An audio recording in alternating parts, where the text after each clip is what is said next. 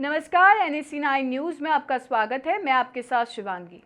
आयुष मंत्रालय, भारत सरकार एवं राष्ट्रीय आयुर्वेद संस्थान जयपुर के संयुक्त तत्वाधान में अंतर्राष्ट्रीय योग दिवस 2025 के अवसर पर जयपुर के ऐतिहासिक जंतर मंतर परिसर में योग संगम 2025 कार्यक्रम का सांस्कृतिक, वैज्ञानिक एवं वैश्विक दृष्टिकोण से समृद्ध आयोजन संपन्न हुआ। यह आयोजन भारत की प्राचीन योग परंपरा को वैश्विक मंच पर प्रस्तुत करने तथा आयुर्वेद और योग के समन्वित स्वरूप को व्यापक रूप से समाज के समक्ष लाने का एक सशक्त माध्यम बना। आयुष मंत्रालय भारत सरकार द्वारा विशेष रूप से योग बंधन कार्यक्रम के अंतर्गत आमंत्रित श्रीलंका, ब्राजील और दक्षिण अफ्रीका से आए हुए विदेशी पर्यवेक्षकों ने भाग लिया। कार्यक्रम में देश के विभिन्न राज्यों एवं अन्य देशों से आए विद्यार्थियों ने भी सामूहिक योगाभ्यास में भाग लेकर एक धरती एक स्वास्थ्य के सिद्धांत को मूर्त रूप दिया। राष्ट्रीय आयुर्वेद संस्थान के कुलपति प्रोफेसर संजीव शर्मा ने कहा, योग और आयुर्वेद दोनों भारत की प्राचीन धरोहर है जो शरीर, मन और आत्मा के संतुलन को सुनिश्चित करती है।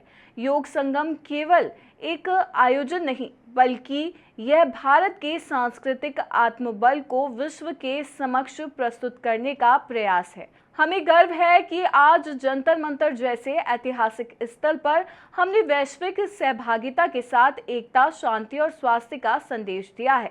यह आयोजन आयुष प्रणाली की वैज्ञानिकता और विश्वसनीयता को भी पुनः स्थापित करता है। देखिए प्रोफेसर संजीव शर्मा से NSC9 न्यूज़ की खास बातचीत। ये हम सभी को विदित है कि आज 11वां अंतर्राष्ट्रीय योग दिवस है और 10 वर्ष हम अंतर्राष्ट्रीय योग दिवस मनाने के पूरे कर रहे हैं आज। और आज जो ये कार्यक्रम विश्वव्यापी कार्यक्रम हो रहे हैं, भारतवर्ष में भी, संपूर्ण भारतवर्ष में कई कार्यक्रमों का आयोजन किया जा रहा है। राष्ट्रीय आयुर्वेद संस्थान की तरफ से पिछले 100 दिनों से लगातार अंतर्राष्ट्रीय योग दिवस के उपलक्ष्य में कार्यक्रमों का आयोजन किया गया। कई तरह के कार्यक्रम आयोजित किए गए जो न सिर्फ केवल कैंपस में थे बल्कि कैंपस से बाहर भी हम कई संस्थाओं के साथ मिल करके इस तरह के कार्यक्रम किए। आज जो ये बड़ा कार्यक्रम किया गया है, ये एक बहुत ऐतिहासिक स्थल पर जो हमारी ऐतिहासिक धरोहर है, सांस्कृतिक धरोहर है, वैज्ञानिक धरोहर है और कला का एक अद्भुत संगम है और वो है जंतर मंतर। जंतर मंतर से हमने एक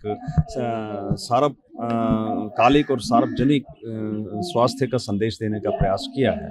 और इस जंतर मंतर जयपुर के अंदर हमने आज राष्ट्रीय आयुर्वेद संस्थान की तरफ से ये योग दिवस मनाया और उसमें योगाभ्यास किया।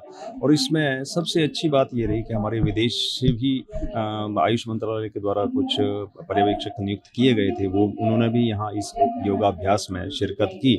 और हमारे राजस्थान हाई कोर्ट के परमादरणीय न्यायाधीश महोदय श्री अनूप कुमार ढंड जी भी इसमें सम्मिलित हुए और लगभग 1,500 से 2,000 लोगों ने यहाँ पर जंतर मंतर में योगाभ्यास करके इस कार्यक्रम को सजीव किया और एक संदेश देने का ये प्रयास किया कि जो थीम भारत सरकार के द्वारा तय किया गया है कि yoga for one earth one health, यानी पर्यावरण के लिए भी योग हम करें, इस पृथ्वी के स्वास्थ्य को बना करके रखें और अपने शारीरिक, मानसिक और आध्यात्मिक स्वास्थ्य के ऊपर अगर हम ध्यान दें और पर्यावरण के स्वास्थ्य पे भी ध्यान दें तो वो निश्चित रूप से लाभकारी होगा। यही संदेश यहाँ से देने का प्रयास किया गया है। युवाओं को क्या संदेश देना? युवाओं को ये संदेश है कि युवा वर्ग जो है वो बहुत तनाव से गुजर रहा है, उनके शारीरिक, मानसिक और आध्यात्मिक स्वास्थ्य की स्थिति बहुत अच्छी नहीं है।